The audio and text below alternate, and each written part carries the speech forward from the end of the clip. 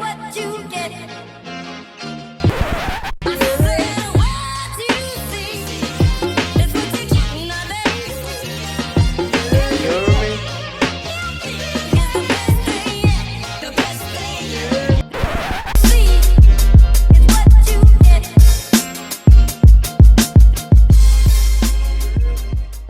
We got new music, new tunes. You know what I mean? I don't even think we gonna do it all. It all justice. What you want to start with though? You want to start with the Offset joint, or you want to do the chant? Start with Nah. We're gonna get to chants later because I think because I know enough about the themes of chants. Okay. That I could bring up a couple of songs. Okay. And ask you questions based on the song themes. Okay. Word. But I think you're gonna like the album. Bro. But first off, we start with a little legacy. Mm-hmm. Shout out to Ghostface. Shout out to Ghost. Y'all, I didn't preview it. Y'all, doing some airs to favorite. It. I heard great things. Favorite rapper out of Wu-Tang. Supreme Clientele 2, long anticipated. I know he's been working on it for a while. It was like, shout out to Muddy Waters too, because Muddy Waters 2 has some good shit on there, Redman shit. But they have been both working on these albums for the better part of a decade, probably if not longer.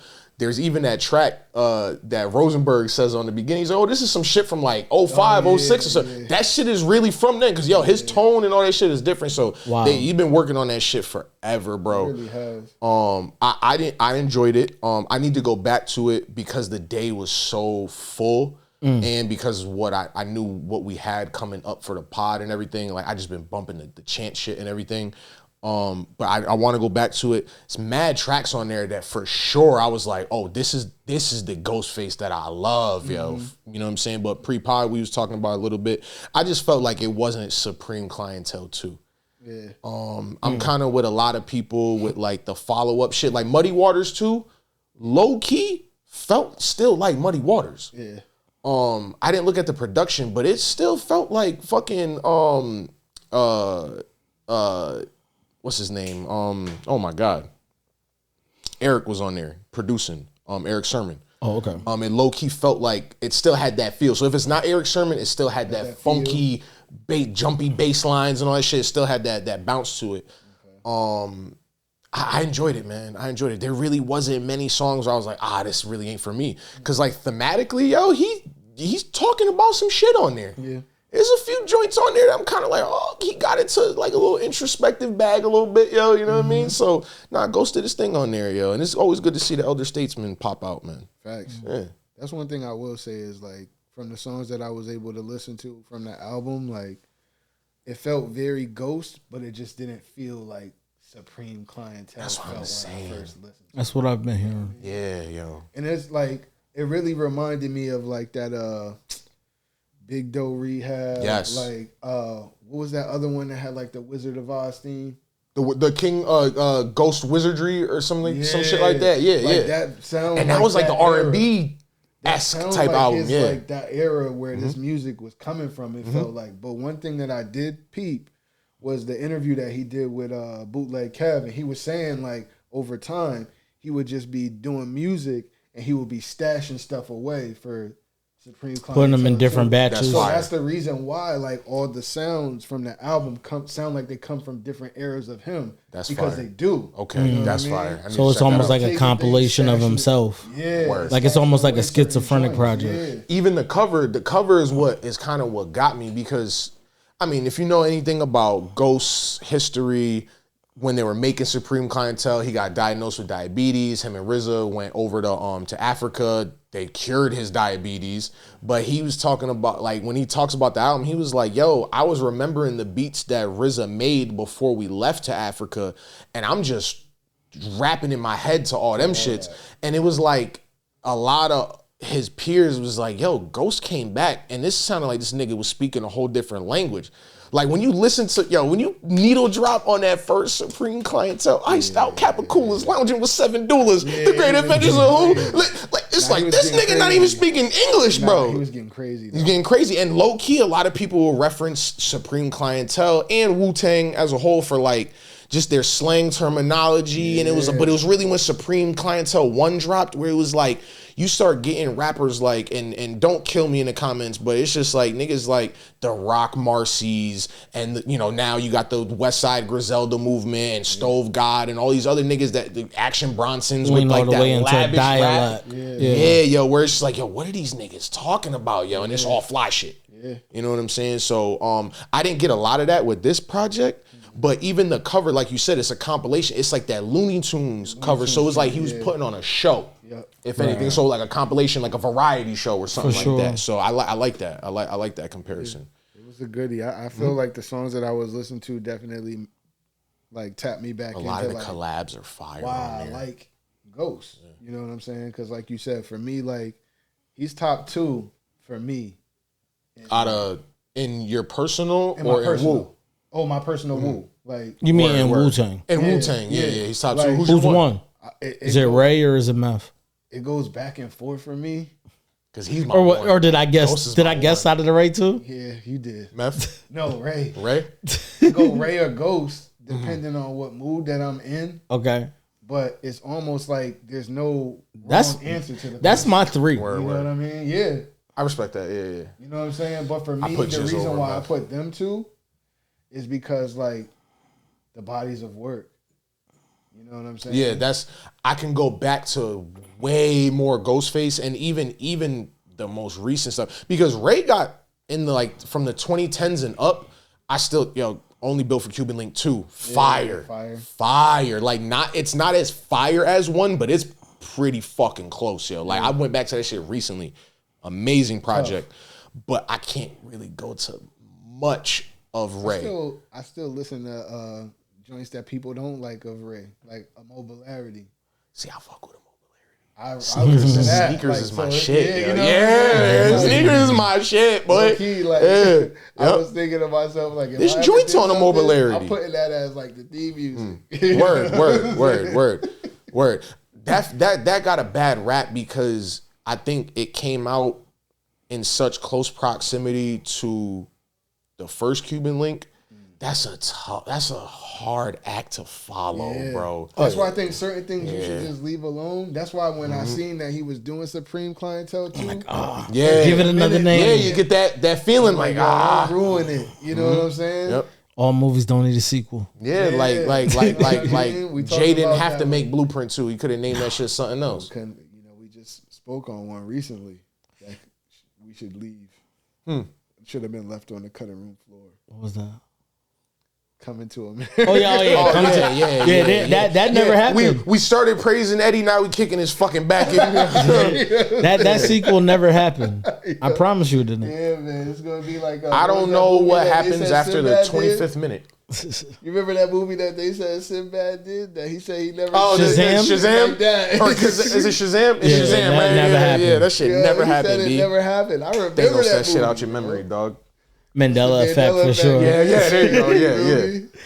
Yeah. Man, I mean, but everything can't be erased and just say that it never happened. You know, some relationships just are there and they really happened, and sometimes you gotta create through it. I sent you what did I send you on Facebook? It was the Stan meme.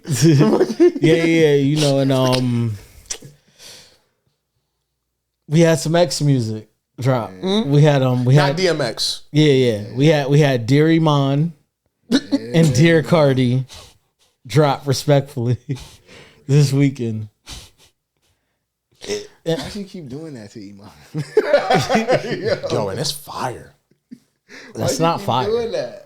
No, I'm saying the project. Oh no, the music's good. I can't. I mean, I'll never hear it the way that it was initially set up because I'm not listening to all those. The skits. All the skits. Yeah, it's just like they're not contextual. They're just. They're just driving home the bitterness.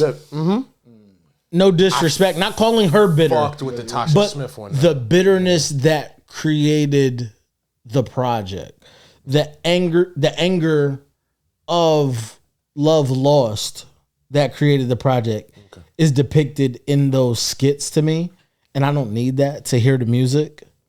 And I really just kind of like, I don't know, for me being such a big Teyana fan, like it's gonna be like, it's like it's kind of tough to hear this joint because it's like I remember how great, like, you know what I mean, like I hate to say it, but I'm listening like niggas still beat though, like, because I'm just like, yeah, I forget, yo, honestly, I had that thought in my head somewhere in like the middle of the album. I was like, yeah, but that nigga's still like because I'm like yo, it's different if like you never outwardly, expressively, emphatically love this person so much, and like maybe it was performative, but you convinced me too much. Mm-hmm.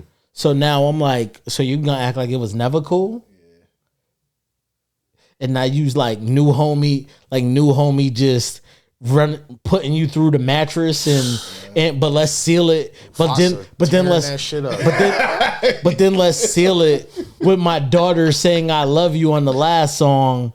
Like man, you already know my kid. Like I'm not even home with my kids no more because we done. Like don't like this is a very petty setup. I need you to just like my oldest daughter reading a poem talk about mom, you found your light. Happy to see you happy. Like yo. Relax. Using my kids. You know what I'm saying? I be in the gym a lot. I be in the gym a lot. Somebody can get hit out here. Oh man, it kind of brings me to the second music that we was talking about. So go to Derek Carter. Yo, I can't front, man. That Cardi B track is dry as hell, bro. That shit is bad. Right.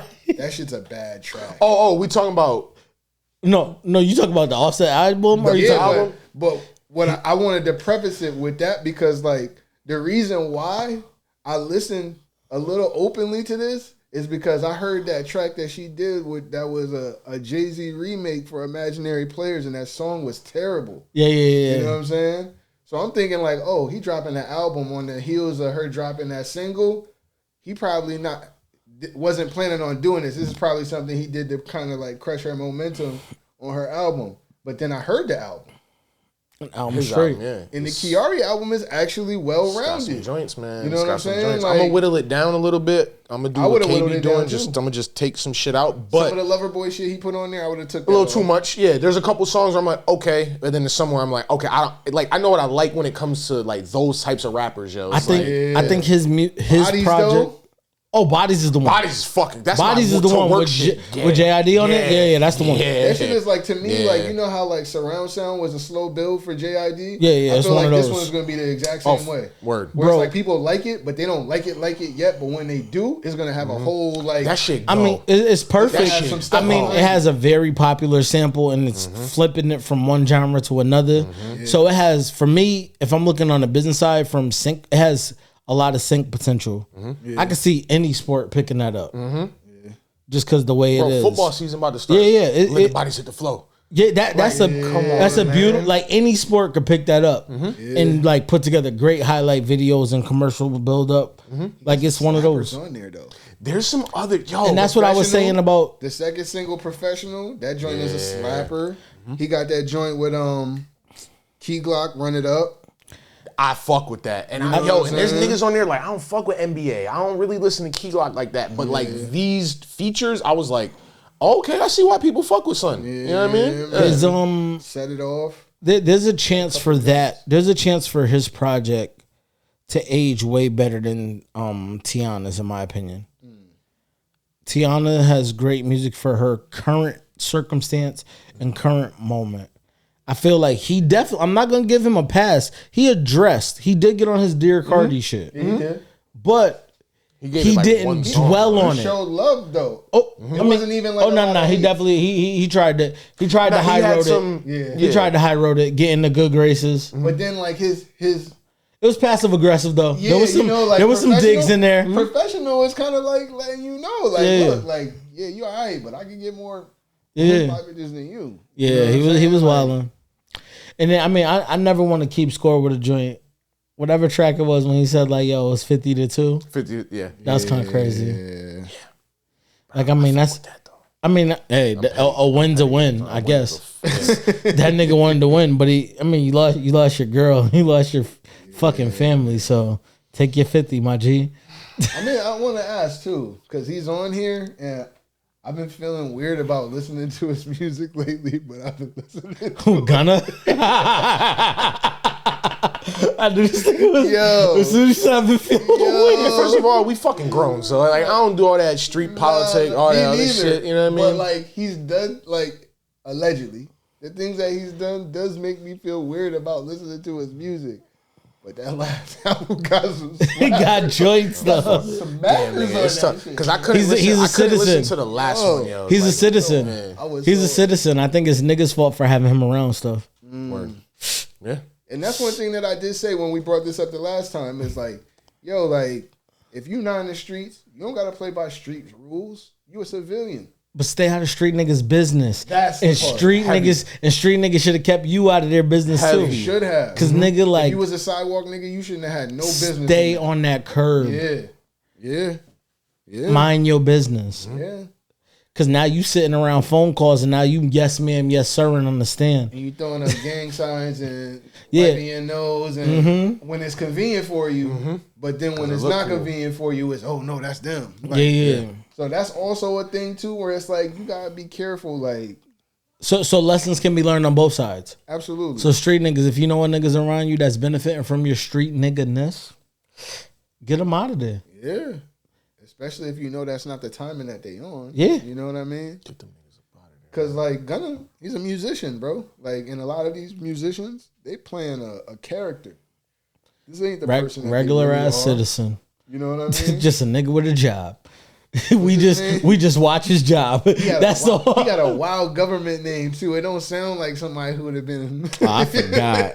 Sergio Kitchens or something like Are that. you serious? Yeah. Black nigga named Sergio? Sergio what's the middle name? It's even worse. Oh nah, that's crazy. Sergio. Yeah, I'm gonna stick with Gunna too. Sergio Giovanna Kitchens. Italian ass fucking name. This nigga, Come on, bro. You feel me? this nigga was supposed to make belts. Like nigga, if he made loafers, Yo, like yo, the Sergio like yo, you got the Giovanni's? Sergio Giovanni's. The SGs? Yo, Like yo, them loafers is crazy. the rebrand. Yo, them gotta be loafers. crazy for him, bro. Them loafers is next level. The SGs with the though? butter soft Yo, leather. Oh nah, we cooking with fish. Yeah, nah. Sergio Giovanni. We just gave you $1 million idea. Millions. You're welcome. You know what I'm saying? Yeah. Sergio That was Giovanni funny. house shoes. Damn, nigga, I just. Oh my God. Gunna's name is Sergio G. Where the fuck you get Gunna from? Like this is beautiful. What is this, velvet? Like all paws included. Don't it just sound like all his stuff will have like really nice fabrics? Word. Like the Sergio Giovanni linens is crazy. The linens, like yo, the high velvet thread count house is shoes. crazy. Like that velvet nigga house raises shoes? his own Come on. cows for the leather. You Oh know my what I'm God, saying? yeah. How he takes care of the cows, like how they take vegan care of the fed. Wagyu. Vegan. Yeah, some shit like that. Like nigga. Like matter of fact, we use Wagyu cow The Wagyu. hide, All day. and we also have a butcher shop. So you got the Sergio Giovanni steaks, nigga. You know what I'm saying? Yo, Yeah, Gunna, yeah, you in the yeah, wrong boy. business, nigga. Come holla at YWM, nigga. Yeah, what you the should fuck, you nigga? live up to your name. That's crazy, You know what yo. I'm saying? Your name's bigger than hip hop. Facts. Throw that Gunna shit away, dog. That shit ain't even wavy. And then, I mean, I'm a fan of this guy, Okay. despite his actions recently. Goddamn. Oh man, who? But Cudi came out with a. Oh, the Cudi Oh, job. God. Okay. You know what I'm saying? I thought That's we not was- crazy. I didn't that's know where not we that was crazy, going. yeah. I mean, like sometimes I'm on par with what Cudi's doing. I Damn, appreciate more it. snitching. Nah, I'm joking. But nah, that too though. He Nah, said it's he just a citizen. He But was he's a telling. citizen. He got the done citizen. wrong. Yeah, how Like, he showed up to court that He day was was also hilarious. just like, you know, he be wearing dresses and stuff like that. And I just am like, bro, like, okay, where are we going with this? But He's a married, creative. But it's like, bro, like, sometimes he does things and I'm just like, yo, are you trying to just like be, what's my man's name? Eccentric or Nah, young thug or The one who he's obsessed with from Nirvana, Kurt Cobain. Kurt Cobain. Like, it seems like everything that he does is in line with something that Kurt Cobain has already done. You know what I'm saying? yeah, Nah, yeah, it's true. cosplaying as him. Yeah, you know The what I'm sweaters, saying? the plaid shits they be wearing. Yeah, you know what I mean? So, Makes sense. The jeans, all that. Oh, nah, you right. but truthfully though, the album, if I'm looking at it, listening to it, not going into it thinking that it might be a hip hop album, is actually a smooth ride. You know what I'm saying? His last 2 projects was more in the. It was like I think it was like Insano, and then I forget what the follow up was. But it was like a drama tape. Yeah, yo, the Insano part of it when it dropped, I fucked with that because I'm like, yo, this sounds like a Kid Named Cudi era, so it's a little bit more rap. It's like if you look at him like on the spectrum. It was more in the middle, maybe a little bit leaning more towards like the Kid Named Cudi era of Kid Cudi before the Man on the Moon era shit, which is what the vibey stuff that we kind of talk about. You said it sounded like there might have been a little bit of like pop stylings on there. Yeah. I'm gonna take a look at it because that so much music between R&B, hip hop, and like alternative shit has come out because I seen the Cater shit on there. Yeah. I'm mad it didn't have many features on there. It was mostly instrumentals, but he did kind of tweet about it. But still solid, but it's mad shit that I missed, yo, that it's taking me some time to get around to. That's one of them, yo, because, yo, in one of my group chats with the bros, my boy Ant was like, yo, y'all heard that Cudi shit, yo? He's like, I'm about to roll up and listen to this shit, yo, and it sounded like he enjoyed that shit. He a Cudi fan, so, like, I'm gonna respect his opinions on almost anything, but, like, when it comes to Kid Cudi, like, it's like, yo, Ant, should I listen to this or skip it? You know what I mean? But yeah, it sounds like it's just something I should go to, especially if you hitting niggas like, yo, this Cudi shit kind of got you. So yeah, it got a couple of joints on there that I feel like if you're a Kid Cudi fan, is going to be on the Infinite playlist. You know what I'm saying? Okay. Oh, okay. Mr. Miracle, it's like a, you know what I'm saying? Like if you anytime you put Mr. in front of, I know him. Yeah, it's like Larry June with putting organic in front of some shit. I know that shit about to go. Because it's like also one of them joints, like you know that album that he did where he was learning how to play the guitar on his own? The Wizard album? Yeah. Yo, that's like one that when I went back to it, like I'm talking years later. Yeah. I see the vision. Yeah. I see the vision. Wizard's fire. You know what I'm saying? Wizard's fire, yo. And it's like thinking about it from the same vein of like 3000 putting out a flute album while he's learning how to play the flute. It was like the same 10 thing years with from Cudi. now, we could have kept that. Yeah. You think so? He got a couple of joints that are smackers on there too. Nah, you can't say smackers and on flute the flute album. No, I'm talking about the Wizard album. Oh, okay. I thought you were talking about the flute album. I was like, oh. Because I'm like, yo, I'm not meditating enough for me to feel them frequencies, dog. Feel like. And don't quote, well, yeah, you can fucking quote me on it. Like, Tyler got a lot of his shit, not just from the NERD camp, but he got he's influenced too. Yeah. You know what I'm saying? You can see 1000%. the influence of his music and like the type of music that he makes. Cudi was making his own rendition of that a little earlier, right? You know what I'm saying? Absolutely. But there's no doubting the talent of the musician of Tyler. He's a way above and beyond way better musician than him. Yeah. You know what I'm saying? But Kid Cudi, he got a signature sound that if you're listening to it, you know it's his. And that's the reason why I said earlier that like if he decided to just do songwriting for like popular artists, he could have a lane doing that. You know, he might have more. He might have more than one signature sound. Yeah, who Cudi, right? Yeah, because I mean, the Man on the Moon sound is one, but the pop-esque is another. Yep. And then he got like the Indicud sounded different than Wizard, than the Man on the Moons, and then and like I said, the Insano shit definitely sounded like the Insano shit had some hard ass fucking beats on there. I gotta go back to that, yo. I gotta go back to that. And then the last Man on the Moon album was actually like for it to be so far away from the third joint, right? Yeah, that has some shit on there too. You know what I mean? It definitely felt like a continuation. I know Man on the Moon 2, like people kind of like downplay that album. It's hard. It's hard to say that the first Man on the Moon like isn't like your favorite shit.